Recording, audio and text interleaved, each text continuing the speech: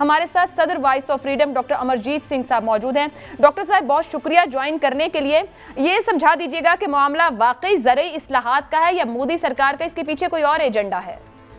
जो कुछ अब दिल्ली में चल रहा है, 5-6 दौर बातचीत के जो है वो मुकम्मल फेल हुए हैं और कल ही बीजेपी गवर्नमेंट ने ऐलान किया है कि वो अगला एक पूरा महीना भारत में मीटिंग्स करके लोगों को बताएंगे कि ये किसान कानून कैसे उनके फायदे में है। तो इससे एक बात जाहिर है कि इसके बावजूद के 5 लाख लोग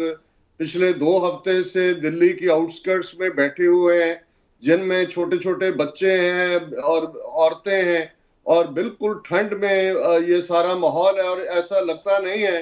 कि भारत सरकार कोई समझौता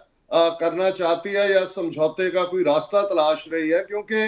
इसके पीछे जो मोदी सरकार का 2014 से ही एक तरफ उन्होंने पॉलिटिकल हिंदुत्व के एजेंडे के साथ सोसाइटी को पूरी तरह पोलराइज किया है, उसकी पालाबंदी, दूसरी तरफ अबानी अंडानी जिन्होंने इनके सारे इलेक्शन मुहिम को फाइनेंस किया है, क्योंकि ये 2 ही बहुत बड़े नाम हैं गुजरात के जो अब जिनको इनसे फायदा होने वाला है, जो कि तीनों कानून जिसको खेती को प्राइवेटाइज करने की तरफ जो बात है वो असल में किसानों को अपनी जमीनों में ही बेजमीने बना देने की बात है, उन्हें एज ए बॉन्डेड लेबर, बंधुआ मजदूर ये बनाना चाहते हैं। तो मैं समझता हूं कि अभी इसके बावजूद के धीरे धीरे बाकी सूबों के किसान भी ज्वाइन कर रहे हैं, लेकिन क्योंकि एक तरफ बीजेपी का वो गोदी मीडिया है जिसने बिल्कुल जो है वो हिंदुत्व का एजेंडा उसको ही वो प्रमोट कर रहे हैं और आने वाले दिनों में कुछ ना कुछ ये खुद ही वायलेंस की घटनाएं करवा के, हिंसा की घटनाएं करवा के उसको इस लहर के साथ जोड़ेंगे और फिर कुछ ऐसा ही करेंगे जैसा इन्होंने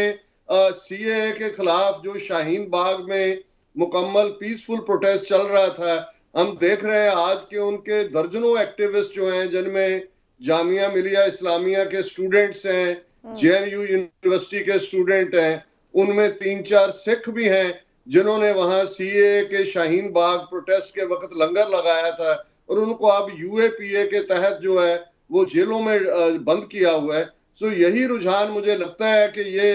आने वाले दिनों में कुछ ना कुछ वायलेंस करवाएंगे, मिस इन्फॉर्मेशन कैंपेन चला रहे हैं और इसमें से